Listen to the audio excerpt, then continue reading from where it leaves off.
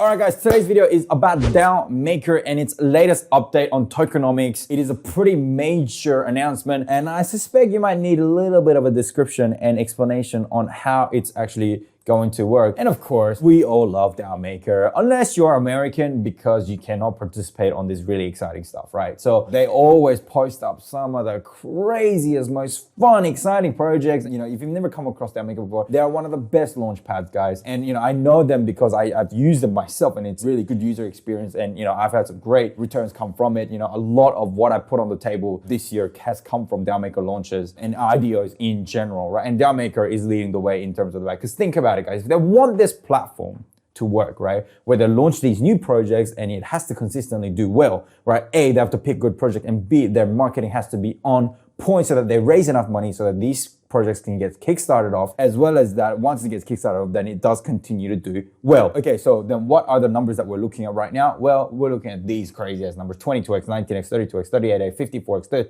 23x, 21x, 47x, 32x, 8x, 232x with GameFi, right? 25x, 20x. These are not small numbers, guys. Chronicle got behind that. D-Race, I got behind that. Infinity Pad, amazing project. Oculus, we all got behind that as well. GameStarter, yes, we got behind that. OpenOcean, amazing project as well, guys. So, lossless. I mean, the internet is upside down with lossless, right? And people are dollar cost averaging into this coin right now as we speak because they are low cap, absolute gems, guys. Okay, so what is happening? Okay, so we're talking about not these individual projects here, but we're talking about the governance token for DAO Maker, which is the DAO token. It's $3.33 today, 13% up since 24 hours ago, guys. All right, cool. So I'm obviously making this video because I sense that DAO Maker, DAO coin, is going to go, right? So why is that going to happen? Okay, why do prices even go up in the first place? Two things. One, it's supply. Two, it's demand. So when supply reduces and demand increases, the prices go up. Simple economic theory. I don't need to go through that, right? What does it mean in the crypto world? How can we achieve reducing supply? Supply is what we're going to focus on first, and then we're going to talk about the demand straight afterwards. Okay, so supply.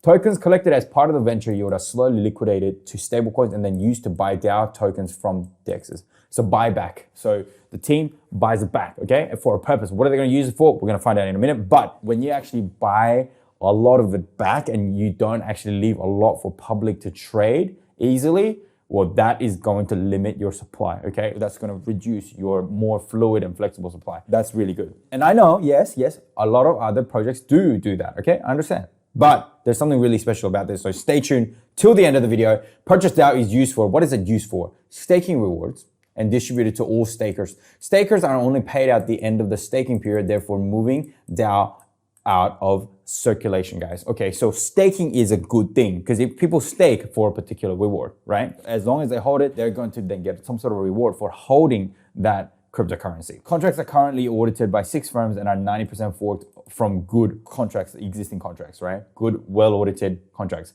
Users can define their staking durations. Here's a really interesting part. Here's a really interesting one that I've never seen before. Longer periods generate larger rewards. Staking more than 50,000 DAO will provide additional increase to the participants' APR. So if you want to earn more money, stake more money. I mean, that already works on percentage, but the percentage itself actually grows with more money, right, in quantity that you stake. And not only that, but if you stake more by duration, right, you're going to then get a higher APR. So I'm going to show you a calculator that calculates all of that, which means that it's going to encourage that more money, right, more value, as well as more length, but time period, the supply is going to be locked away. These are all really positive things to reduce your supply. This is a bit complex, but stay with me. Withdrawing tokens before 50% of the predefined period has been reached will inflict a fee on the user's deposit. In order to receive all staking rewards, users are required to retain their stake for the entire duration. Half of the tokens of early unstakers are returned to the staking reward pool. A third is returned to the DAO ecosystem growth campaigns, and 20% of them get burned. Little bit complex there, okay? This is what actually happens. Users are able to unstake earlier for a fee. The fee is equal to the reward amount that they would get in the first 50% of the days they committed to stake. E.g.,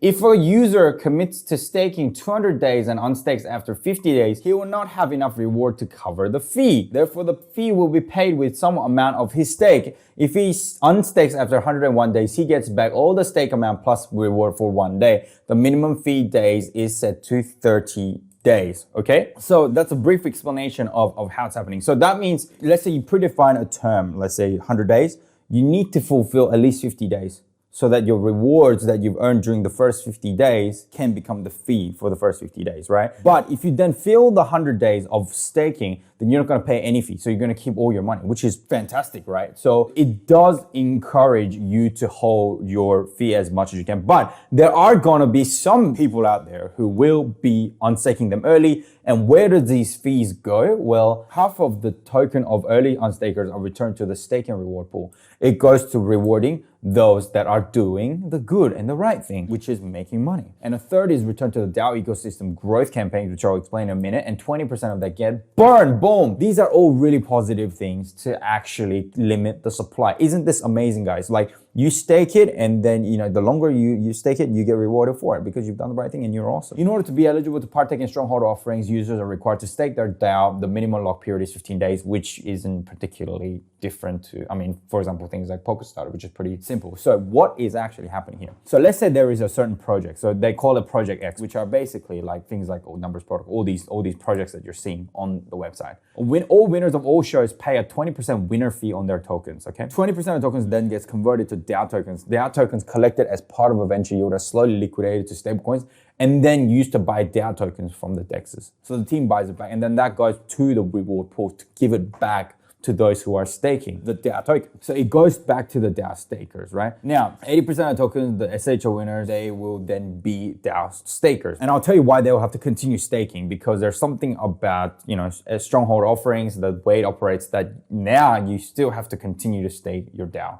And why wouldn't you? Because you can do this, rinse and repeat this process and just keep making money, right? So if DAO Maker works, right, and it clearly does, look at the past numbers that you're seeing. Why would you stop at doing NFT trade and never doing it again? Like if you've done an NFT trade and you made 8x, wouldn't you do it again for Starpunk and make 37x? And you just keep going, right? And as you keep going, why would you unstake the DAO? Because with the DAO that you're staked, that's what gives you the ticket so that you can get behind these projects, $250, $200 at a time. That is obviously doing well, and the past record is proven. So what happens is if you early unstake, right, then out of that, 20% of that is going to be burned, right? Good, supply cut, amazing. 30% of the fee will then get invested into a DAO growth pool, right? That will buy into all major DAO Maker launch projects, and that will grow with the growth of the project. And they often do quite well. Not often do quite well, they will do amazingly well. And then 50% of them is going to be returned to the reward pool so that it can then be given out to DAO. It's just that they are going to hold a lot of it. Now, this 20% of tokens that come out of the winner fee, that people jump into, that is significant, guys. I've seen numbers that are 10 times greater than some of the DeFi protocols out there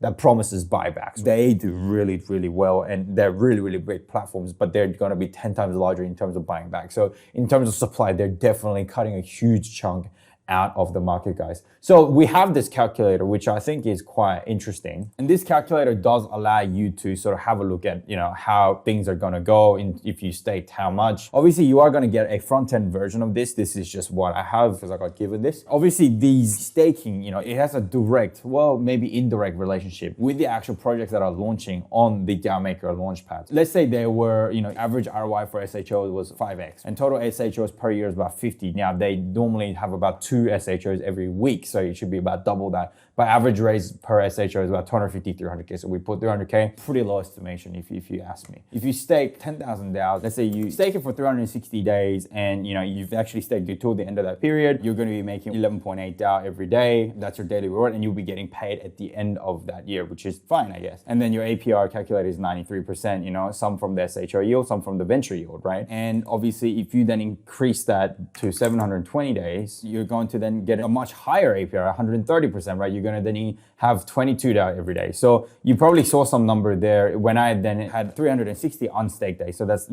halfway through you've unstaked it. Then the amount that you've earned and the amount that you're paying fee is exactly the same. And that's how you can make no money, and you've staked it, locked it away for that long. So my suggestion is pick a number that's nice and steady. So don't pick these really crazy high numbers. You can go up to 3 years, but I'd say sort of try it out, between 4 to 6 months type level. And I think you should be able to see some positive results out of there. And even then, they're pretty good returns anyway, guys. So there we have it, guys. This diagram is definitely helpful in understanding how that all works. And there's another reason why you shouldn't unstake as well, or why you would want to continue to stake. Because every time you do a strongholder, right, stating that all winners are required to hold their DAO needed to maintain their tranche. Users that sell or move their DAO tokens or have 72 hours to restore their DAO position. Failing to do so will cause users to lose their future locked tokens from past one SHRs. This doesn't apply for the SHRs that's already happened, but obviously once this platform then kickstarts and then the new coins that are launched, it will have this feature in there, meaning that when you actually get allocated your token on day one of it going on the IDO,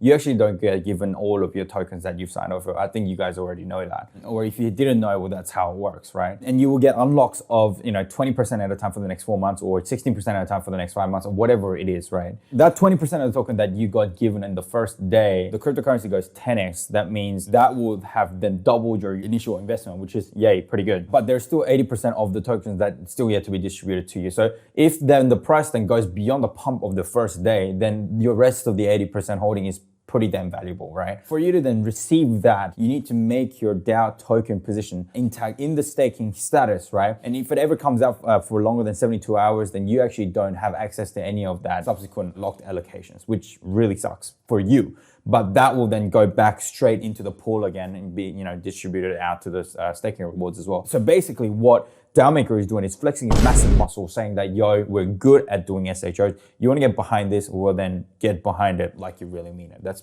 basically what they're doing. And the more you get into it, the better your returns will be, the better you'll be treated. That's what this update is sort of geared towards. And of course, the effect of this on the actual price of the DAO token is going to be mental, right?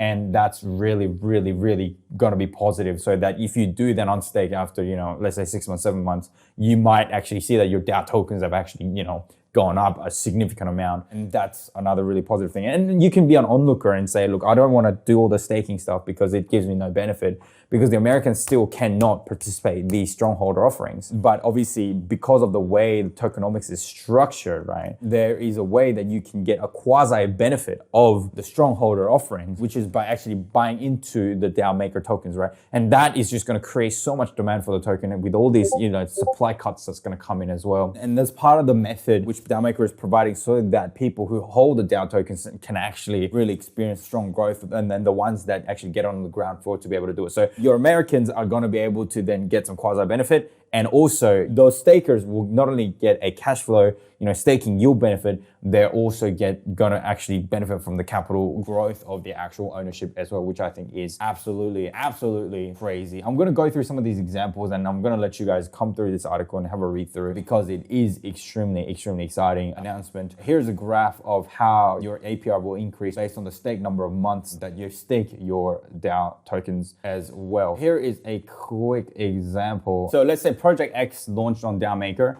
and provides winners with 25% unlocked tokens. A total of $200,000 were allocated. On TG, 40,000 USD worth of tokens at SHR price are distributed to winners, and 10,000 USD are being collected in the VY fund, right? Venture Yield fund, right? Over the period of 3 months, these $10,000 USDs are being liquidated. The project valuation increases by 900% over that period, and returning it into 90,000 USD in venture yield purchases. After 3 months, the next 25% are unlocked at 1,000% increase in valuation, and therefore providing 100,000 USD worth of venture yield DAO purchases. This process repeats for future unlocks and SHOs and DAO Maker. So really exciting. Oftentimes the issue with these DeFi yield is that it's kind of like a giant Ponzi scheme, if you like. So the way that they then have money to actually provide yield is just by having more participants and more people coming on board. And that's basically how it works. But I feel like DAO Maker is very different in that it has something really solid. It has something to attract people to actually be invited to this platform and understand how it all works, and to actually get behind some projects from its early days, so that you are benefiting hugely from it. And their track record speaks volumes of how that is possible. So,